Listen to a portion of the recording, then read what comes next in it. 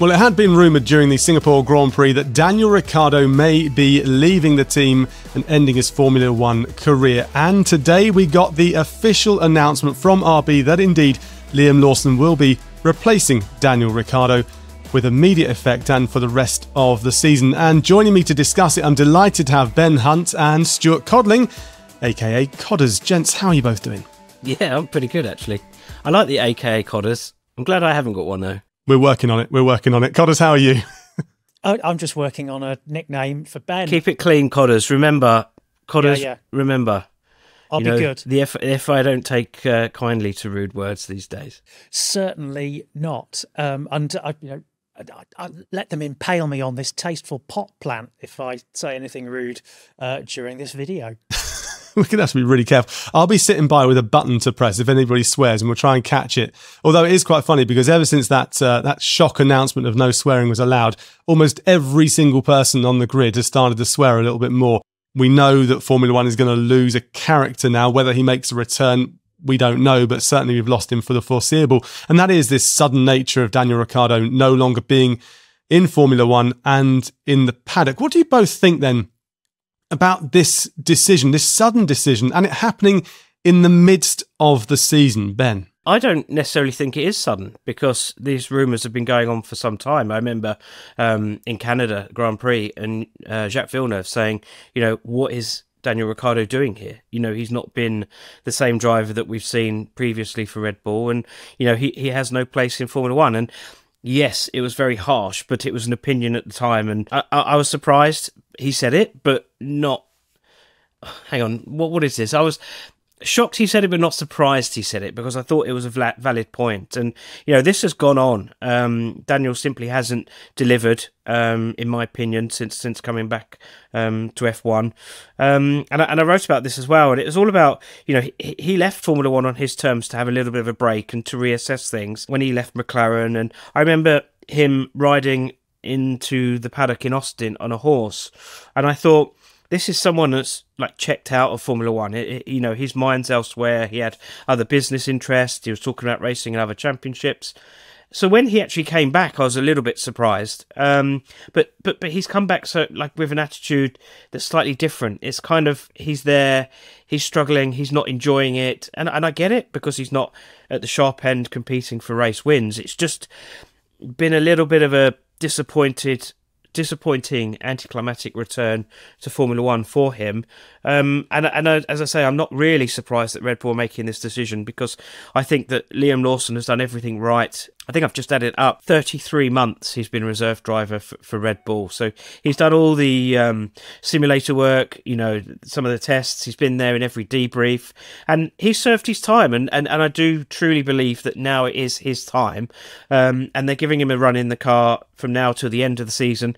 But it's all for the future, for next year, maybe the year after. They want to see how good he really is, because in those 5 races where he did fill in for Daniel, I've got to say, he did really well. He scored points in Singapore, and I've been really impressed with him. So I'm pretty pleased to see him there, to be honest. Talking about Daniel Ricciardo's performances and his form, when you take 2024, the season so far in isolation, the first 8 Grand Prix of the season, Yuki Tsunoda outperformed Daniel Ricciardo. But the last 10 Grand Prix, if you look at the results over the last 10 Grand Prix, Ricciardo's had an 8th, 9th and 10th. He scored 7 points, and Yuki's only scored 3 points in the same time. So the shock, or the sudden bit that maybe we're referring to there, is when you take the last 10 Grand Prix, the majority of the season so far, Daniel Ricciardo has outperformed the teammate that's had a contract extension. So with that in mind, Codders, is it a surprise, or are you similar to Ben on your thinking? Well, if you give me a moment or two to recover from the shock of hearing again the absolute gall of Jacques Villeneuve, of all people, saying, why is someone in Formula One? I think you're absolutely right. And the thing is, it's not even a shock decision, is it? It might have come as a shock to some people. This has clearly been in the works for some time. If, as we believe, there is a contractual clause that would have been triggered with Liam Lawson if he wasn't given a job by the end of September, it would just have been a very, very strange situation. And the fact that Daniel has been doing sort of well-ish, I'm not sure that's a great sales pitch in terms of a Red Bull that's looking to the future. So this is all has to be looked at in the context of how the next few months and years are going to play out for Red Bull. There's an awful lot of moving parts in this scenario, and the fact is that their young driver program is in a bit of disarray because they had to get rid of Yuri Vips, who was very much being lined up as the next bullet in the chamber, as it were, and that's left them short. So we saw in the Singapore Grand Prix weekend Christian Horner being slightly supercilious when he was asked about who he might target as potential recruits. He mentioned some drivers who are in Formula 3. He mentioned Isaac Hadjar, who's in Formula 2, not really doing a good enough job to warrant promotion, in my opinion, and probably quite a few others as well. So, yeah, you have to ask yourself, who else are they going to turn to when it comes perhaps to looking to the senior squad of Red Bull, because there's talk that Max Verstappen may not be sticking around. Do they want Sergio Perez there long term? Arguably not. They need someone to occupy that seat. So they need someone who, in the short term, perhaps could be looked at as someone who would be an unthreatening number 2 to Max Verstappen, who'll score enough points for them to win the Constructors' Championship. In the short term, they need to be getting more talent sort of into the direct line feeding into Formula One, which they just don't have at the moment. It's interesting, though, the contractual obligations there. They risk maybe losing Liam Lawson if he wasn't promoted up into the ranks. And also you look at it, okay, Liam Lawson's young, Daniel Ricciardo's 35. I mean, that's old, isn't it? We all know that. Well, he's like your granddad, isn't he? But 35, he's not at the start of his career. He's had his chance and maybe he's not taken it, even though he has won 8 Grand Prix and scored 32 podiums in his career. So he's had a decent crack of the whip, and he had a really, really strong time, particularly at Red Bull. And Ben, with that in mind, Helmut Marko spoke to Autosport. He said that Daniel leaving Red Bull was a turning point in his career and that the killer instinct had gone. Do you agree with Helmut Marko's thoughts there? I think there's more to it, isn't there? I think Marco's probably burned by the fact that Daniel had done a deal with not only himself, Marco, he had done a deal with Dietrich Mateschitz, and they'd shaken on terms for 2019 onwards that he would stay at Red Bull. And then they discovered that Daniel was joining Renault. And at the time, there was lots of political strife between Red Bull and Renault at the time. So, loyalty is quite a strong attribute which he requires from his drivers. And I think that's probably where that relationship was torched. And I don't think that Daniel has shown the same ability at Renault or McLaren. I know he did win at McLaren, but it was just once. I just think that the two things are separate, but he's using them to, say, look, once he's gone, he was never going to be the same again. But the two events are exclusive of each other. And he's struggled throughout the ground effect era as well, hasn't he? Which is another issue. These cars just don't suit his dramatic late braking style. You can't do that sort of be last of the late breakers with the modern generation of Formula One cars. They're too heavy. They rely on a much smoother passage through the corner. So he's not the sort of driver you want driving one of these cars. Codders, what do you make of the send-off that Daniel Ricciardo got? There are emotional scenes from him around the paddock at the end of the Grand Prix, the way he was talking with the media, how long he sat in his car as well before he even got out the car. And I know it's hot out there, but there's all those sort of scenes there. Do you think he deserved a better send-off, even though at that point there was no confirmation that he was going to go, except body language, what he was saying and how he was looking?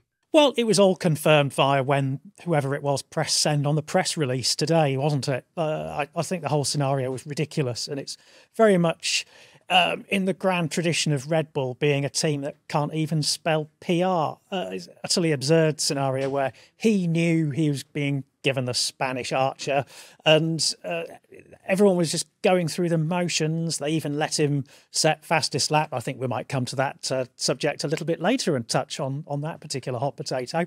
But everyone knew, but they had to couch it in may and might and whatever, and just look as if they were dithering. Whereas, like I say, it's just been a question of waiting for that box to be ticked. Is utterly ridiculous. What about Liam Lawson then, Ben? What can we expect from this return of Liam Lawson? And is there any chance, touched on Sergio Perez and his potential career and what's going to happen in the future, is there any chance that we'll see Liam Lawson perhaps in a Red Bull as early as 2025, if not before? I don't think before. I think that, you know, he's got these races now till the end of the year to show what he can do. He starts on a little bit of the back foot. He's got a bit of a grid penalty in the sprint race in Austin, but I think that he just needs to come in and kind of knuckle down. He's going to be measured up against Yuki, who's obviously got so much experience now. And he just needs to keep it clean. Just do what he did when he came in for those 5 races where he filled in for Daniel. And if he can score points, great. That's what they need. They need to stay above Haas in the team's championship. And he'll be using it for learning for next year. Will he eventually replace Sergio Perez? Who knows? I mean, there's all these names that keep getting thrown around. Christian Horner was mentioning George Russell, wasn't he, during the Singapore Grand Prix, which Toto had referred to as, I'm not going to swear, but he did actually swear, stirring. And so, yeah, it might be a little bit of mischief making, but I think Perez is in a very precarious position. I think he was granted a stay of execution. You talk about surprises with Daniel being turned away from the team. You know, one of the big surprises for me was the fact that they kept Perez after that summer break. I thought that he was going to be gone or demoted, or they would have swapped someone around, whether it be Daniel and Sergio Perez around. So I think he's kind of on borrowed time. The one thing I would say was in the last couple of races, he seems to have improved a little bit. You know, in Baku, he was mighty unlucky. You know, he could have won that race. So, you know, maybe a bit harsh to judge him on that, but because obviously he crashed out at the end. But again, both those drivers need to have strong ends to the year just to confirm that Red Bull are making the right decision with backing them. So is there maybe any opportunity out there? Is there any parallel universe that we're in that Sergio Perez doesn't see out the remainder of 2024, considering what RB have done and pulled the trigger early? I don't see who they would replace him with. They need someone who's going to not destabilise Max, someone who knows how to drive the car, and someone who is going to score points while being the compliant number 2. And I don't see anyone else out there who's just blowing in the wind and waiting to be given a job. They're not going to give that position to Daniel Ricciardo. So it is a tricky one, because actually winning the Constructors' Championship is a very big deal. And if you think it's not, tell that to the people who get a massive bonus. The members of the winning Constructors team all get nice bonuses. They can buy a new car. They can take their children on holiday. They can pay down some of their mortgage. And that's why every team absolutely guns it to maximise their position within it. So I'm not really... I can't really see what Red Bull can do to change the driver lineup. All they can do is find some way to make the car more drivable. And it does seem like behind the scenes there is some understanding developing on what direction to take that car. What about then, Cod, as a controversial RB action, shall we say, in tribute to what may have been Daniel Ricciardo's last Grand Prix? Lauren Mackey said, the team principal, strapping on some lovely soft tyres and letting Daniel go out there and score himself a fastest lap, therefore taking the extra point away from Lando Norris in a very thinly veiled help for the sister team Red Bull. Now, am I being cynical, or is there something in that? And does the FIA have to maybe come up with a different term of, we're going to award the point to the fastest driver inside the top 10? I don't think you're being cynical. Had it been a driver for any other team, I'd have said that correlation doesn't equal causation. If there weren't a championship on the line, I would also say correlation doesn't equal causation. But yes, we are in a place where Max Verstappen needs to either score as many points as he can against Lando Norris, or ensure Lando Norris scores as few points as he can. So that was, in effect, taking 1 point off the table for Lando Norris. And the fact that RB is not just a sister team or whatever, but enjoys very close management links, Helmut Marko flitting between the two garages, you can say you're not really on very thin ice if you say that there could be some collusion there.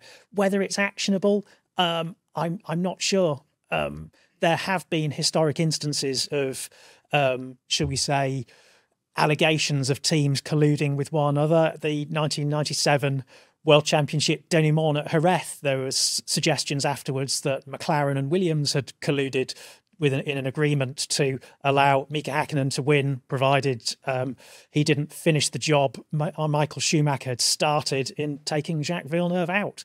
So it's all a question of whether you can prove it. And certainly with the 1997 European Grand Prix, with the whole discussion and debate around McLaren and Williams, Max Mosley was the head of the FIA at the time, and there was a man who, if he was in possession of a particularly heavy book, he would not need a second opportunity to throw it at McLaren. So you could say that if there was any proof, that there would have been action taken. So the question is, show me the evidence. I agree with Codders in the sense of, yes, let's see the evidence first. I think that the FIA are privy to radio communication, so it'd be interesting to see if there was anything between the pit walls. I don't imagine there was.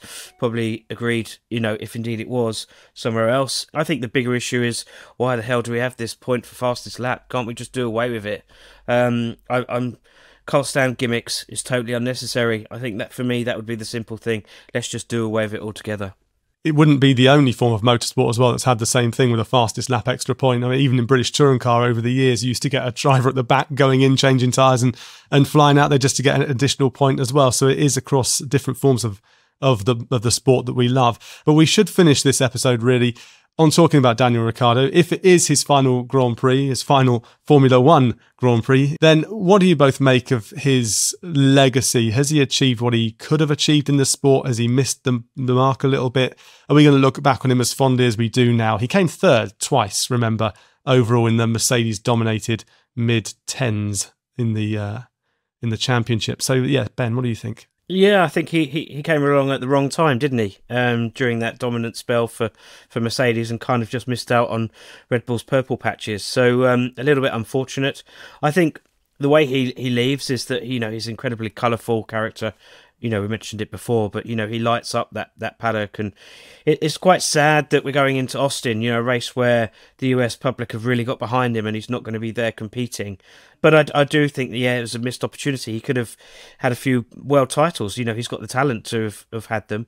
And it's a shame he hasn't got them. I think that there was a couple of poor career choices. I think moving to Renault was one, and maybe the McLaren move wasn't the smartest either, or two, the way to walk out of Formula One the first time. I think that was also quite interesting for me when he chose to do so. So slightly sad end for me. I think that he could have done and achieved a lot more than what he actually did. Yeah, you look back to 2014, which in many ways is his breakthrough year. He not only comprehensively defeated Sebastian Vettel, who was a multiple world champion, he won races. And although you could say that those race wins came about through Mercedes' rare moments of fragility, Daniel actually had to fight his way past other people who were ready to take that opportunity. And, he seized his moment and did very well. So, and I think he'll probably look back on that year as probably being among his strongest.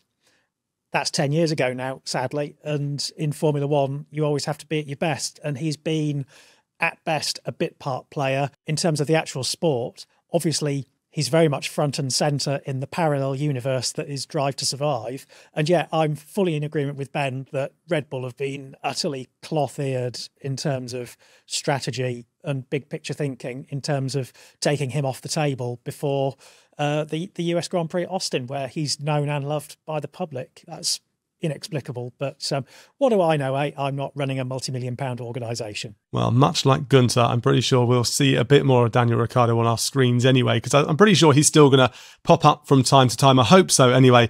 Thank you very much indeed there, gents. It's been an absolute pleasure. And there you go. That's it. That's our episode on Daniel Ricciardo and his end to his Formula One career. 257 starts, 8 wins, 32 podiums and 17 fastest laps. That was his record.